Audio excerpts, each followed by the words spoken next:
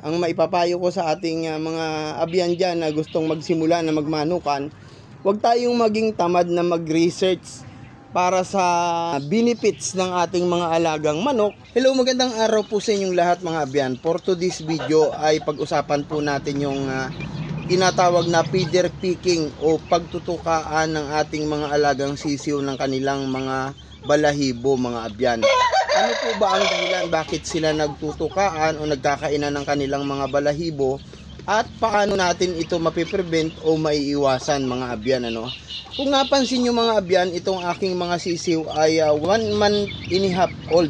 Itong mga sisiw ko na ito. At kung napansin niyo mga abyan ayan kita nyo yan mga abyan, nakakalbo yung kanyang likod. At yung iba naman ay wala silang buntot mga abyan Pero madalas na ang kanilang kalbo ay yung bandang likod.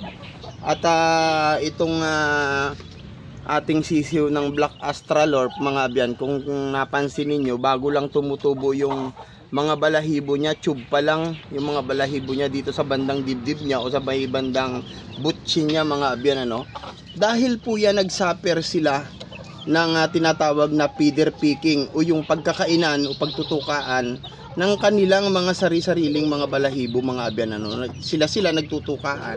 Ano po ba ang mga dahilan at nagtutukaan sila at paano natin ito maiiwasan? Kasi ang mahirap kasi mga abyan kung nagtutukaan sila ng kanilang mga balahibo ay humahantong sa masugat na yung kanilang tinutuka at pagka dumugo na hindi na nila titigilan hanggang sa ma-injured na yung ating mga alagang sisiw mga abyan So nag-research ako mga abyan at ating nalaman na yung dahilan pala bakit sila nag-feeder picking o nagtutukaan ng kanilang mga buhok o ng kanilang mga balahibo ay dahil yung kanilang kulungan, number 1 is crowded sila mga abyan crowded sila. At ang isa pang dahilan ay yung ating mga alagang sisiw ay mga healthy. At yun palang kanilang mga feeder o yung kanilang mga balahibo mga abyan ay mayaman sa protina yan. At malaking bahagi ng kanilang balahibo mga abyan, ang nutrition niyan ay tinatawag na protein mga abyan So pag magkakadikit sila mga abyan sa isang crowded kulungan o masikip na kulungan, ang tendency mga abyan kahit mga busog sila ay dahil magkakadikit sila, mapapansin nila yung kanilang katabing kapwa nila sisiw na mayroong mga tube na mga balahibo o kahit hindi pa nga tube. At dahil healthy yung ating mga alagang sisiw ay gagawa sila ng activity mga abyan sa pamamagitan ng kanilang pagtuka sa kanilang mga katabing kapwa nila sisiw na humahantong minsan dun sa pagdurugo at ma-injured yung ating mga alagang sisiw at kung minsan umaabot dun sa worst na senaryo na yung ating mga alagang sisiw ay mamatay mga abyan dahil sa injury na kanilang natamo. So ang mga pamamaraan mga abyan para maiwasan natin ang mga ganitong pangyayari sa ating mga alagang sisiw o sa ating mga alagang manok ay number 1 mga abyan, kung wala kayong lugar na kagaya nitong sa akin na although may lugar ako kaya lang sila mga abyan medyo marumi sa paligid kaya kinukulong ko sila mga abyan ayan kung napansin nyo medyo maputik.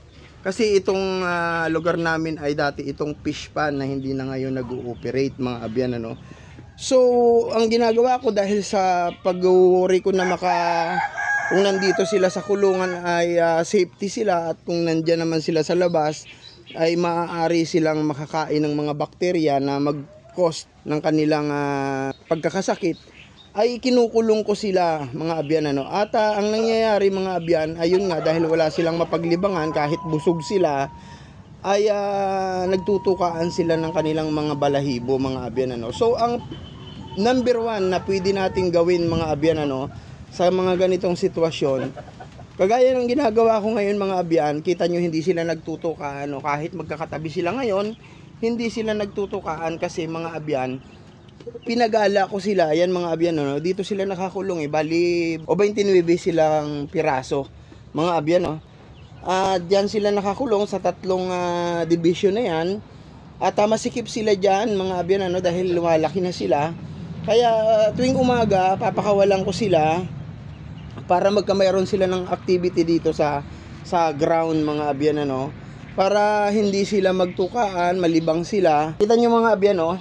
Unlimited feeding yan sila. Meron sila ditong feeds dito sa isang kanilang pakainan. Meron naman sila dito sa kabilang pakainan na feeds na may halong vegetable, mga abyan, ano. So yan mga abyan, ano, kaya napakahalaga na yung ating mga alagang manok dahil unang-una ginagastusan natin yan sa feeds, sa kuryente. At itong ating ginagawa mga abyan ay business type ito mga abyan, ano, magiging ito ay ating hanap buhay mga abyan sa huli pagka nakuha na natin yung dami o yung ma-reach na natin yung kanilang quantity para tayo ay makapag-dispose na mga abyan. So ayan mga abyan, ano, salamat sa inyong walang sawang pagsuporta sa aking mga video. Sana may natutunan po kayo dito sa aking vlog na ito, sa aking video na ito, at sana ay makatulong ito sa inyo kung kayo po ay kagaya ng sa akin ay nagkamayroon tayo ng problema sa pagmamanukan mga abyan, ano, based on my experience, sa maiksing panahon ng aking experience sa pag-aalaga ng mga manok mga abyan ay huwag tayong maging tamad.